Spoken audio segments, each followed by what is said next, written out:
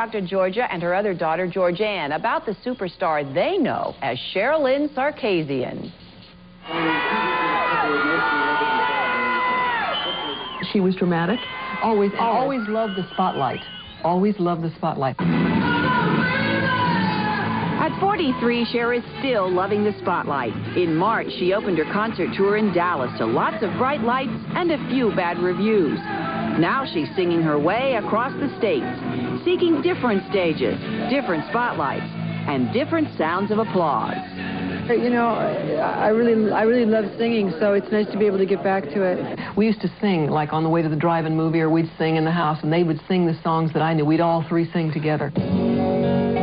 And while Cher is off singing, her family is home singing her praises and appraising the days before the superstar spotlight shone on Cher Sarkisian. She was practicing her autograph when we were little, you know, because she said she knew she was going to be famous someday. Early teenager, right. It's just luck, I guess. It must be luck.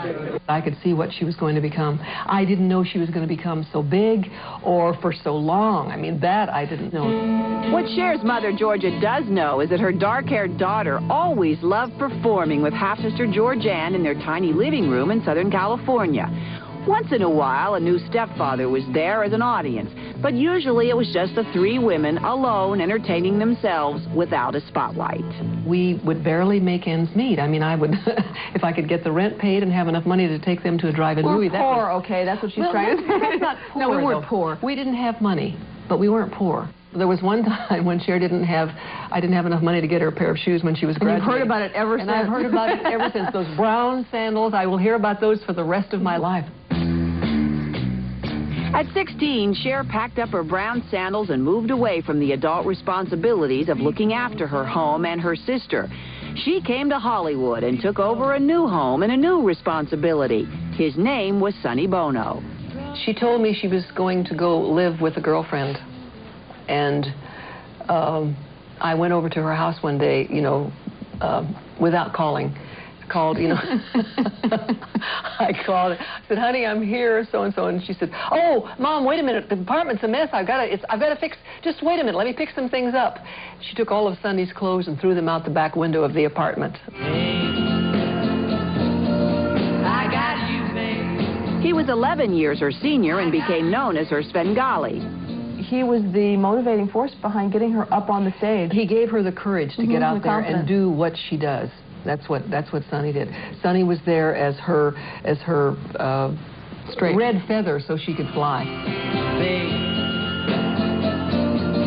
I got you, babe. He wrote that song. It was like it was tailor-made to our life and our relationship and everything that had to do with us. It really was how we felt it at that time and where we were at that time and what we were thinking about. Cher outgrew Sonny and has since married and divorced one rock star and dated several others over the years. The press continues to point out that as she gets older, her men get younger. One of her latest is 30-year-old Richie Sambora. I don't think that his age has anything to do with it. The new kid, I don't know real well. I've seen him once, and I really like him a lot. I like Rob a lot. Rob is a doll.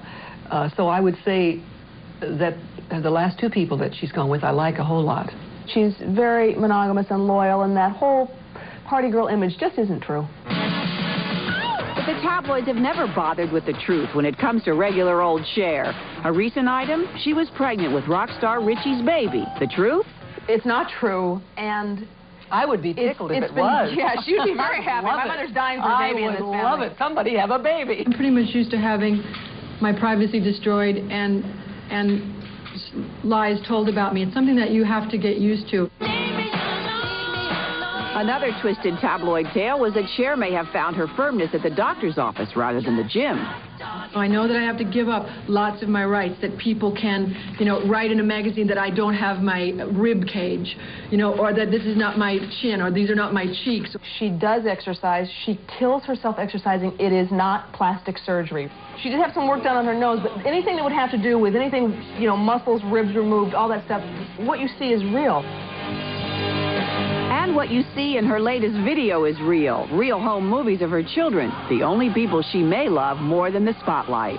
she's a great mom. She is. Yeah, she's strong. I really don't think I'm a tough person at all. She always tells you how it is, whether you're a friend, a member of the family, or whatever. That's given the kids a good framework of what's real and what's not real, you know. She wouldn't let her kids get away with a swelled head any more than she would let me or Mother or anyone. And as for her mother, well, some of Cher's tell-it-like-it-is tactics have seemed to rub off. Georgia and best friend Jackie Stallone are working on a talk show together where they'll probably swap stories of their offspring, the ones that have always sought the spotlight. I look at her and I say, gee, you know, maybe I did something right.